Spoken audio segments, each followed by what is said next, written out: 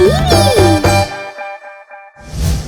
Raman office जाने के लिए तैयार हो रहा था, पर वह काफी दिनों से किसी दूसरी नौकरी की तलाश में भी था कि तभी रमन को एक फोन कॉल आता है। फोन की घंटी बजती है और रमन फोन उठाता है। Am I speaking to Mr. Raman? Yes. आपको ये जानकर बड़ी खुशी होगी कि आप इंटरव्यू के लिए सेलेक्ट हो चुके हैं। इसलिए कल ठीक 11 बजे आप जनकपुरी मेट्रो स्टेशन पर पहुंच जाना। अगली कॉल हम आपको 11 बजे के बाद करेंगे। यस। रमन बहुत खुश हो जाता है और तैयार होकर घर से निकल जाता है। वे खुशी खुशी मेट्रो स्टेशन पहुंचता है और मेट्रो का इंतजार करने लगता है। कुछ देर बाद जब मेट्रो आती है तो रमन उस मेट्रो को देखकर बहुत अचंभित होता है, क्योंकि वह मेट्रो बिल्कुल खाली थी। रमन बिना कुछ सोचे मेट्रो के अंदर बैठ जाता है। मेट्रो चलने लगती है।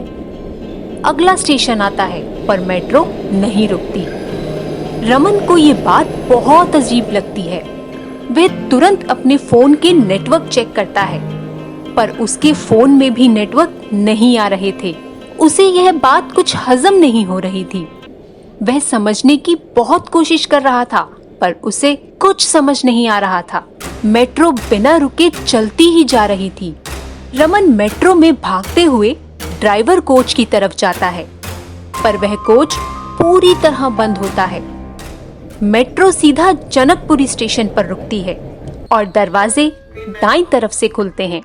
रमन हड़बड़ाता हुआ स्टेशन पर उतरता है। ये स्टेशन तो मैंने कभी नहीं देखा और आज न जाने क्यों यहाँ कोई है भी नहीं। रमन मेट्रो की घड़ी की तरफ देखता है। अभी 11 बजने में 5 मिनट बाकी थे। रमन मेट्रो स्टेशन पर बैठ जाता है कि तभी उसे कुछ लोगों की आवाजें आती हैं। वह उठकर इधर-उधर देखता है, पर उसे कोई नजर नहीं आता। ना, ये जरूर मेरा वहम होगा, पर ये लग भी तो बहुत अजीब रहा है। रमन देखता है कि 11 बज चुके हैं, पर कोई फोन नहीं आ रहा। इसलिए वह नीचे जाने के लिए मेट्रो स्टेशन की लिफ्ट में चला जाता है। लिफ्ट काफी डरावनी थी। उस लिफ्ट में खून के धब्बे और कुछ हड्डियां पड़ी हुई थी। रमन उनकी तरफ ध्यान न देते हुए नीचे पहुंचता है। नीचे पहुंचने पर वे काफी हैरान हो जाता है और डर के मारे कांपने लगता है। ये मैं कहाँ आ गया? ये तो पाताल लोक लग रहा है। तभी वहाँ एक आवाज आती है। तुमने बिल्कुल सही समझा, ये पाताल ही है। तुम धरती के 1000 फुट नीचे पाताल लोक में हो। कौन है यहाँ और मुझे यहाँ क्यों लाया गया है? Leave me, please forgive me, please leave me. तुम्हें यहाँ एक खास मकसद से लाया गया है।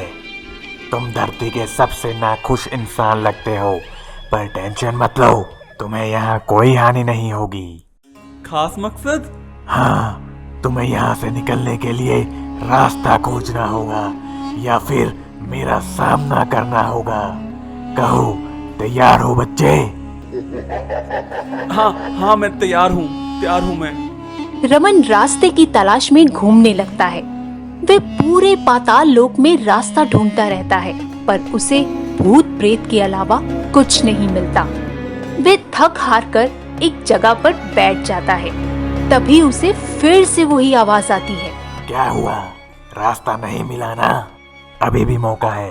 तुम चाहो तो मेरा सामना करके यहाँ से जा सकते हो। ठीक है, मैं तैयार हूँ, पर तुम हो कौन? तुम खुद क्यों नहीं देख लेते?